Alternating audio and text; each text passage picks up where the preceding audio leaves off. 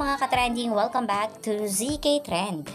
Ilang araw na nga lang ay magaganap na muli ang ABS-CBN Ball 2023, kung saan nga sina Donnie at Belle ay isa sa pinaka-inaabangan nga nagdadalo sa naturang event.